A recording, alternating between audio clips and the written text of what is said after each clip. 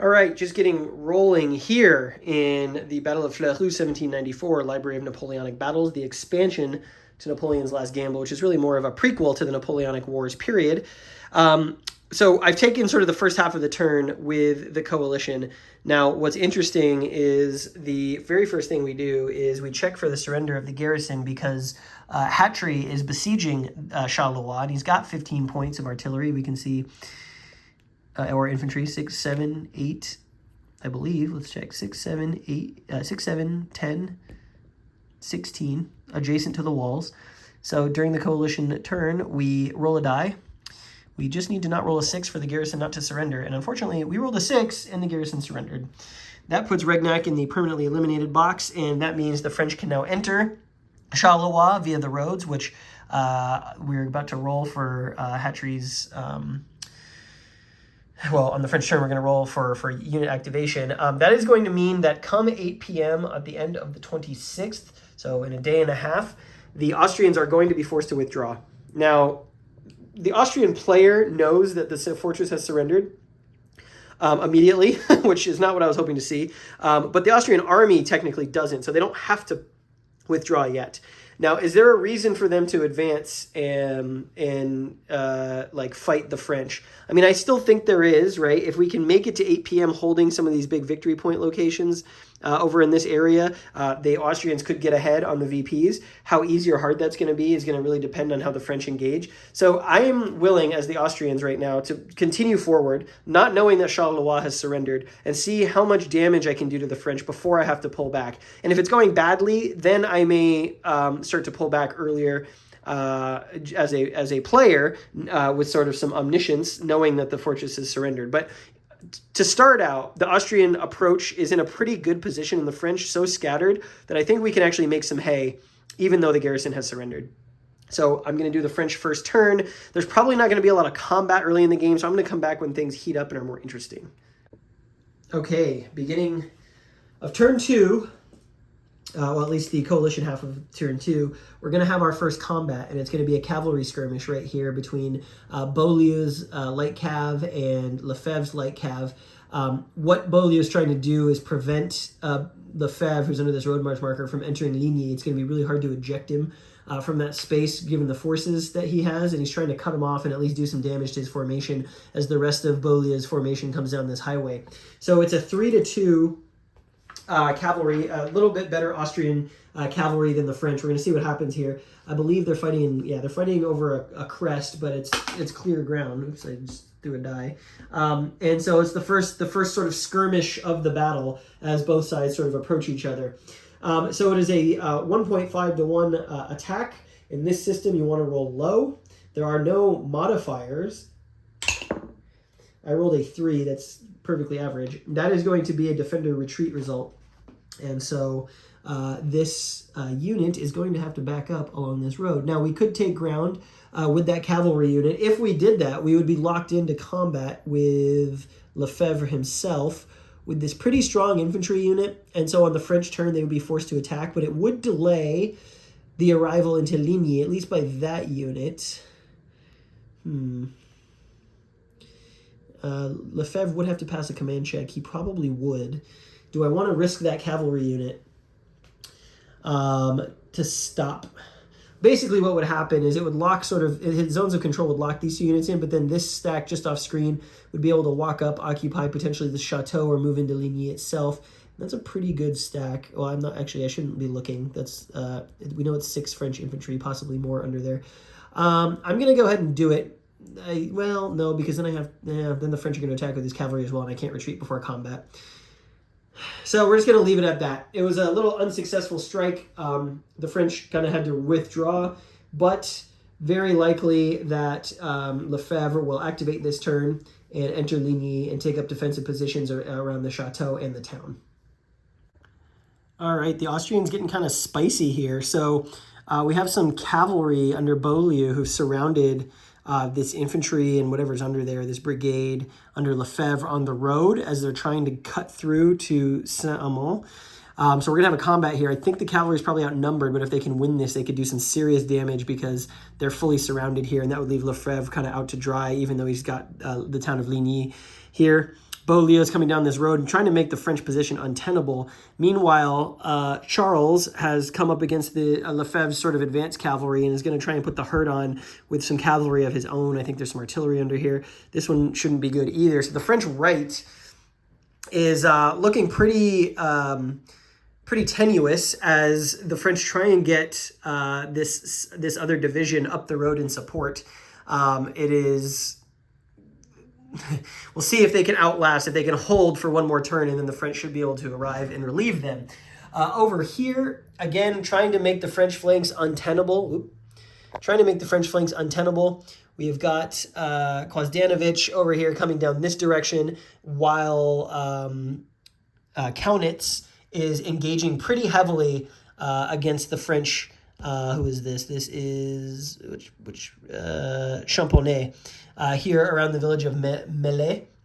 And this one is also a pretty good Austrian odds. So if we can kind of force them back, Jourdain is here, is trying to shore up the French defense, but the Austrians have sort of the positioning here. And I think we're just going to try and, push the French back enough to sort of compromise their position down sort of both sides of the map, depending on how these attacks go.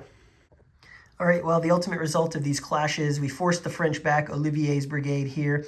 The Austrians chose not to advance because they don't want to have to suffer a counterattack from both of these stacks. They're just content to keep the pressure on, push the French out of position, let Kwasdanovich come down this left flank and force the French to thin their ranks a little bit. Over here, we actually were repulsed. The French infantry repulsed the Austrian cavalry, and then we also forced the French cavalry back with the Austrian cavalry. So kind of trying to surround Ligny and put Lefebvre in a very untenable position as Charles and Beaulieu kind of combine forces down the road. Well, we have reached 6 p.m. Turns are just flying by. Not a lot of units. Pretty quick to get the turns going. And the battle has kind of closed now. And essentially two different sort of areas of engagement. Over here on the French right, we've got Francis and Beaulieu engaging here around Ligny. Lefebvre found himself kind of stuck and trapped in Ligny proper as he got sort of surrounded on two sides by the Austrians. But thankfully, right at the last moment, Marceau was able to bring up his forces, and now they're sort of arraying sort of outside the town to get ready for these attacks. If you've seen my previous videos on Library of Napoleonic Battles, you know that these colored discs are how I use the march orders for the game to remember who's going where without having to write it all down. It does give a little bit of public information for, the other side, quote unquote, but I'm playing solo, so I don't really care. And so that means Beaulieu is trying to get here to Saint-Amand, and Charles is trying to get in here to Ligny. I may actually next turn try and issue command to get rid of those march orders, because I'd like to change up where they're both going. While they're here, I would really like if Charles maybe could come down towards Saint-Amand and Beaulieu could kind of come this way. The French definitely in a defensive posture over here, but they, it's pretty evenly matched, and the Austrians haven't made as much headway as I think they were hoping to. And then as we go over to the other side, you can see that the French now arraying in force to take on Kaunitz and Kwasdanovich, who has been really slow to get to the battlefield. The French outnumbering the Austrians. They just want to hold that crossroads. They're not in a real hurry. It's going to be really formidable to attack the French center under Champonnay now that he's got his forces arrayed for battle. And Jourdain, kind of, you can see him over here overseeing what's going on. I think the real interesting part is going to be off to the left over here as Hatry, who finished the siege real fast, was able to get his forces into the battle before the Austrians could close in, and Kwasdanovich has been very slow to get down there to engage. Next turn, the next two turns, the French are going to start to bring on a bunch of units down south that belong to Kleber. Kleber is here, so this formation. And once they get into the fray, I think it's going to be real tough for the Austrians to make headway there. I just don't see a way for the Austrians to break through at this juncture on this side of the map. So we may just play a little more conservatively and wait till we have to turn back, because they are outnumbered and they don't want to get into a situation where they get trapped and destroyed. Both armies have, over here, both forces have traded some cavalry units with each other. Francis eliminating one, Lefebvre eliminating another. And so it's mostly down to the infantry and the artillery at this point. I'm really liking it. I remember this is a really good example of the expression of this system with a lot of maneuver, not very many units. Turns go really quickly. And yeah, we're almost to the evening of June 25th. The Austrians enjoying some success on the 7 p.m. turn here. Kwazdanovic has finally got his force arrayed for battle. They managed to make an attack here on this stack inside the chateau. They were repulsed, but it's not helping the French that Hatry was out of command last turn, so it's allowed the Austrians to move in and kind of outnumber the French in some of these key positions. They actually almost captured Kleber, who is alone in this hex here. And the Zoc projection by these Austrian units forced him to retreat. He is now sort of at this bend in this stream with Bernadotte and his artillery, trying to hold that crossing basically from the Austrians. And then the Kaunitz's Austrians actually made a great attack. This cavalry eliminated Champonnet's artillery, and then we made an attack here at this hex and forced out these two brigades. So Kaunitz slowly trying to drive his way in here. This guy's going to have to roll for initiative next turn because he's too far away from Champonnet, which could potentially be really inconvenient for the French. And Jourdan is just sitting here by himself, and he's got to make sure he doesn't get captured, so he may want to move out of the way. The reason that he's been sitting there is because he can give commands to both of these leaders without having to have them roll. And now he may need to either retreat or get somewhere more safe to get out of the way. So pretty interesting turn of events there. And then over here, the Austrians managed to eject the French defenders from Ligny with a huge attack. It turned into hand-to-hand street fighting. And the Austrian cavalry went through the streets. The Austrians now occupying the town. We've got 2 French infantry units in this chateau, which is going to be probably too much for the Austrians. The double strength modifier in that chateau is probably going to mean that they're going to have to bypass that hex. But unfortunately, Beaulieu was out of command this turn, so he couldn't press the attack on the flank. But slowly but surely, the Austrians driving the French back. And there's not really great defensive ground in here, so we'll see if they can capitalize on that on the next turn. Making really quick work of the first half day of the game. Just flew by, given the number of units or the few number of units in the game. So we just finished the night turn heading into the morning of June 26th, day 2 of the battle. And stuff has not really changed in terms of conflict directly with the Austrians, but I do want to point out a couple of things. One, the Austrians did get alternate reinforcements, and that has brought in Walmoden and his Hessians. They're coming down this major road from this direction, and I've directed them to want to come to this sort of stopping point because I want to put some pressure on both of the flanks of the French force, or possibly drive down through the middle because it's wide open. These Hessians didn't historically join the battle, but they were requested to join the battle and didn't. So it'll be interesting to see how this unfolds now that the Hessians from the Anglo Alliance have shown up. It's not nothing. It's a pretty big force, so the French are going to have to be very careful. On top of that, over here on the French left near Vieux-Ville, we have got William and Waldeck for the Dutch, and they are entering right here, and that's going to put them directly on the flank of Hatry. So Hatry during the night has ordered his formation to pull back and reform against sort of this swampland, this river line, to provide sort of an impediment to Waldeck and the Dutch, because if they come in here and sort of surround the French here, the French are going to have to fall back in a major way. And I do feel like with both of these groups of troops coming in, the Austrians can still afford to press during day 2 and try and drive for some more VPs. Should also mention the Austrians did capture Ligny here, drove the French out of the town. So that's really good. That's 10 victory points for the Austrians at the end of this day if they can hold it. The French deployed the balloon. So they're doing some aerial reconnaissance over here. That'll let me figure out what I want to do every turn, hopefully if I roll well enough, in order to look at Austrian stacks and decide how the French want to tackle that problem. This turn, it's going to get even better for the Austrians. We've got more Dutch units coming on. Frederick, I believe, is going to be here, or those might not be Dutch. Those might be another German power, Hanoverian, I think. I think the Hanoverians are going to be coming on as well. So lots of troops pouring in for the coalition, and this day 2 should be pretty eventful. There is a pretty interesting bit of maneuver happening on sort of the left flank of the map with the Dutch coming onto the board. Waldeck and William came in sort of from this direction. We had Hatry setting up to try and deny them progress towards the French flank.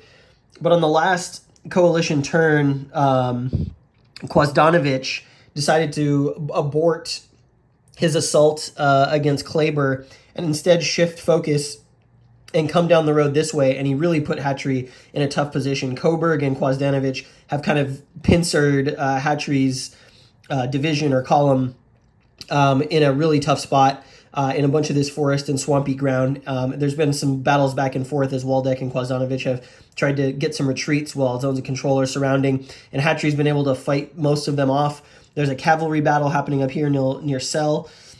This turn, Hatry, I think this is like his only window to get out of here. So he's going to have to pull his troops out down this direction.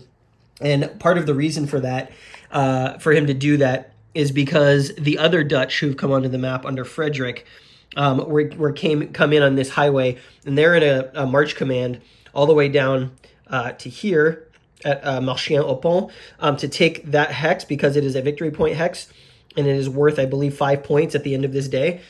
So if they can hold that, they can also potentially move in on Charleroi. That's worth victory points. So the Dutch doing an outflanking maneuver here, and the French are scrambling to get back. They may have held forward a little bit too long. Kleber is also in the process of disengaging and coming back down this highway to try and beat the Dutch back to Charleroi. We'll see how that goes.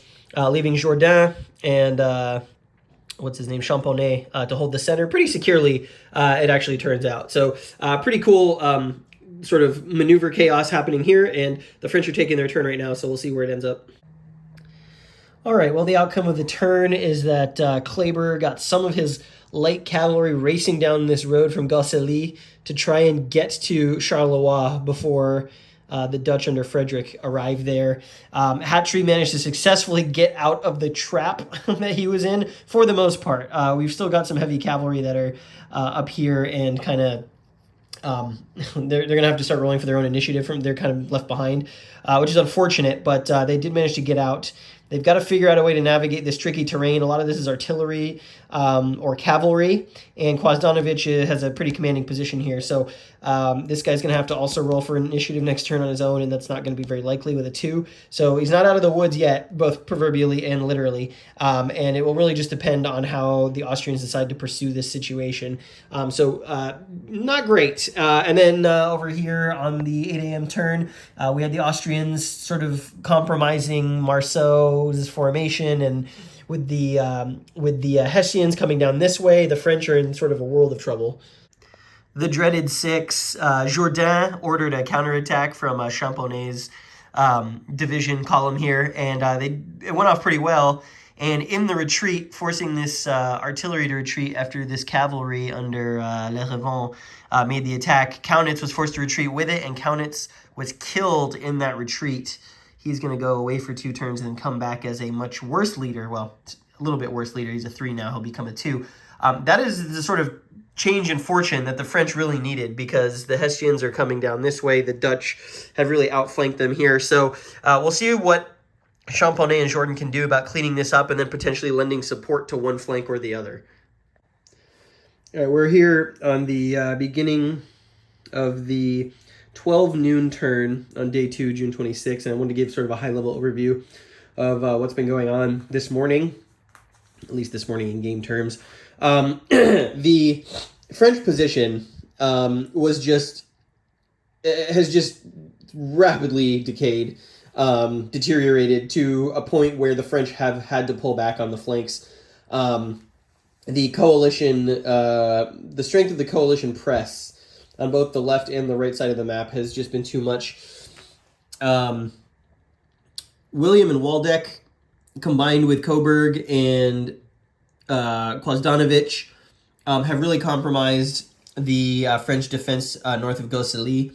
That has forced Jourdain to pull back the left wing of the French away from the town, with Kleber trying to make it back to Charleroi to put up a defense against Frederick, who came down this direction. So most of the French resistance is going to has disappeared on these lines of advance, and the French are going to try and reset their defensive line here.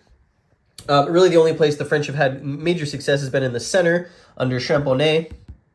He did manage, as we saw, to knock out Kaunitz, and so the Austrian center, they're not really probably going to be able to do much there. We're probably going to have to readjust, given that the Hanoverians have arrived here. Maybe pull back. The French want to probably use these two fortified positions that started the game in these locations, and probably make that their next line of defense, at least in this section of the map. But it hasn't been all bad. I will say that this heavy cav brigade here, Solon, he got separated from Hatry. And by the way, Hatry has just been being beaten up and down these woods. Finally, this last turn managed to get his forces together, and he's in a retreat along this road. We'll see how far he gets, given Frederick's down here. But he had a cav unit who got separated in the clash with Waldeck up here. And this cav unit actually did manage to, under initiative activation, capture Kwazdanovich's baggage train. So that is probably going to put most of Kwazdanovich's ability to, well, it's going to make it so he can't advance after combat. He'll still be able, he'll be out of supply, basically. What he's going to have to do is consolidate into one or two stacks that then will not be able to separate, because each of those stacks will be able to draw supply either from I believe William's baggage train here, or possibly Kaunitz's baggage train back here. I'll have to double check the rules on that, but it does put Kwazdanovich's division, his corps, whatever you want to call that, I guess it was a division at this time, into sort of a tough situation, because they're going to be out of supply at the start of this turn. Their baggage train captured, and they've also got to watch out that this cab unit doesn't pick off like a small unit as he tries to retreat back and join French forces. So that was pretty good news. Over on this side of the battlefield, with the Hanoverians, with Charles, with Beaulieu, they have just been unstoppable. They caused a ton of losses to Lefebvre, demoralized his division, his corps there, and then they also knocked out Marceau on the last turn during a retreat. So all of these units here are out of command. They're not able to retreat out of this pincer that's closing on them. They had to pull the balloon train back. There's really nothing here that's going to be able to put up a defense against this many coalition units. And they did take some cover inside these chateaus. I'm sorry about the focus. Inside these chateaus, but we'll see how long that's going to last, given everything that's going on. So it doesn't look very promising for the French here. I think this was a French historical victory. They're really going to have to turn it around. They don't really have any reinforcements to speak of. And we may concede this one before the 4 days is over, because it is looking like it's going to be a massive coalition victory, as they're just essentially winning every roll. They're getting some pretty hot dice in sort of like 50-50 or slightly better than 50-50 battles. So it's looking like unless the French defense manages to cause some casualties, we may be looking at pretty overwhelming Austrian victory. All right, so I have played now several more turns. I made it to the next recovery check. We're now at 3 p.m., so three hours have gone by. We're about to start the French side of the turn, and the French position is really just untenable at this particular point. When we last checked in, we had these defenders near Fleurus, but the French sort of unable to extricate themselves, and that continues to be a problem for them. Marceau obviously died or was wounded, and his replacement leader is not great. We've got the French AG in there, demoralized and out of supply. We've had a few supply trains captured of the French, and that is just further making things difficult for them. And while Beaulieu has been pinning this force, Walmoden has gotten a few activations and come down and kind of is starting to split this French sort of arc here with the Hanoverians, and that is going to lead to both Marceau and this demoralized formation going to be fully surrounded very shortly. And while that's been happening, we've got Charles of Austria, who's making a break for it down through Lambusart. He was able to flank around, and he's essentially within striking distance now to capture the balloon train, the baggage train, and also to capture Gilly down here, which is going to be another 5 points at the end of the day. And it's just looking like the French are going to be unable to stop the bleeding at this point. We've we've had Champollion unable to activate. He's been able to pull back a little bit, but the center is it's all collapsing around him. And each of these baggage trains destroyed or captured are going to be points. This is going to be 5 points as soon as this cavalry unit can move next turn. Hopefully it can move next turn. Looks pretty likely. But Charles is going to run rampant back here. And that's going to further exacerbate essentially the last bastion of French strength here under Jourdan and Kleber, because they're facing off against the Dutch, who are rapidly coming down this road. Hatry, by the way, has been completely really dissolved. He's only got a few units left. He's demoralized. He's got a single artillery unit there, out of supply. He's just trying to squeeze his way into an escape somewhere and reform, and I just don't think that's possible because Kwasdanovich is chasing down the remnants of his formation, and we've got, William sort of trailing Waldeck just to make sure that things are cleaned up in the rear.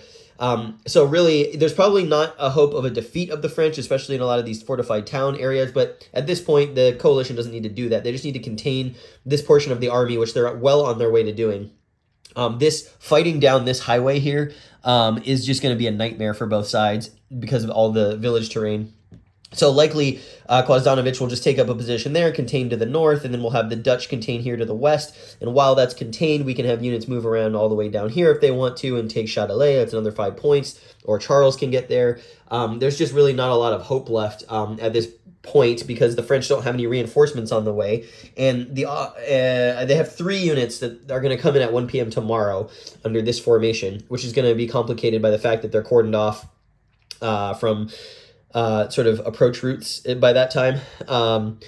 So I may actually call this here as a debilitating French defeat. The coalition just did a really good job. And part of the exacerbation here is that the French have just not been drawing good cards. They've been drawing really expensive victory point cards. So if you remember in the system, you lose victory points when you play specific stuff.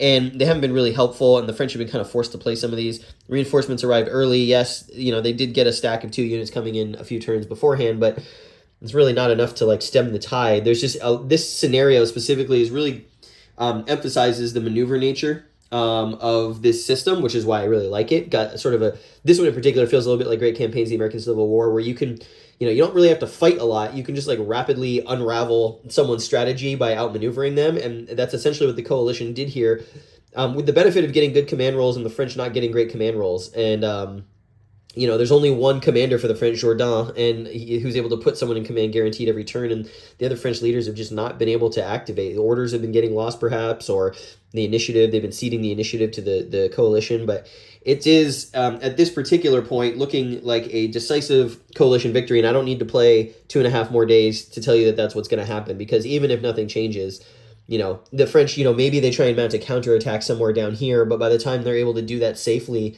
how far can they actually push? It's going to be a lot of, especially if we're fighting in these villages, it's going to be a lot of shock results, which result in losses to both sides. And so I think the French momentum, if they ever had any, is no longer there. Champollion might be able to pull back, but that just gives the coalition more room to encircle sort of this area of the map. So I made the decision that I'm going to call the game there. We made it a pretty early coalition victory. We only made it, a day and a half into the scenario, and the coalition really just wiping the floor with the French. That said, I really did enjoy playing it. I think this is one of those scenarios where the maneuver really shines. I think were I to play it again, maybe I wouldn't get so far aggressively forward with the French and maybe try and break the coalition attacks in some of these fortified points. Or maybe choke them, keep the choke point on this highway tight so that the coalition has to advance through woods. Perhaps maybe the French got a little too aggressive early on in the game, but they were a little scattered in terms of the setup here in the different flanks and where they were positioned against the coalition. So I was trying to solidify it into sort of like a unified defense, a unified front. And that just didn't work. And now, especially knowing that the Dutch come in on this highway up here, I definitely may have maneuvered differently with Hatry or maybe stayed further back. I think there's a good defensive line here to be set up for the French. The other thing I should mention about this scenario, the artillery is very low powered. You're not really going to get a lot of losses through artillery bombardment unless the best you're going to get probably in 1 hex is 3 points of artillery, which Beaulieu has here. And he's done some losses with that, but primarily you're going to want to use your artillery in stacks with cavalry and infantry to get the column shift if you're fighting in clear terrain. which again is another reason why the French may want to put their defensive line, somewhere where there's forest, because there's no column shifts for combined arms in basically difficult terrain. So if you can force the coalition to neuter their artillery advantage and attack you in sort of like bad terrain situation, I think the French maybe have a chance then to sort of push forward. But I probably played them too aggressively here. They really have to husband their forces. They don't get a lot of reinforcements, and there's a lot of ground to cover while the coalition is advancing. So it also didn't hurt or help the French chances that the Hanoverians managed to come in. That typically won't happen or may not happen. Certainly if you're playing with the cards, more likely, but if you're not, then it won't. I think as a solo exercise, speaking of the cards, I think I'm done playing with the cards solo. I think the cards are interesting. I don't think they add so much to the game that they're necessary. I think playing head-to-head, they're more interesting, and solo is just, it's really a kind of a nightmare to manage. So I think from here on out, when I do scenarios in Library of Napoleonic Battles, I think I'm going to play without the cards. Just keep things simple, keep things moving. And I believe, of that particular note, I think the next game that we're going to play chronologically here is Bonaparte overruns Piedmont, the Italian campaigns, sort of after this period, after the French Revolutionary period. So I'm excited to get that going. Again, those are going to be small scenarios, a lot of maneuver, really excited, and we'll do that at some point soon. I hope you enjoyed this look at Fleurus 1794, an expansion for the Napoleon's Last Gamble. So thanks for watching. We are going to chalk this one up to an Austrian victory in Fleurus 1794. Who knows what that means for the rest of history. But we will continue Library of Napoleonic Battles at some point in the future, because I really do enjoy soloing this system.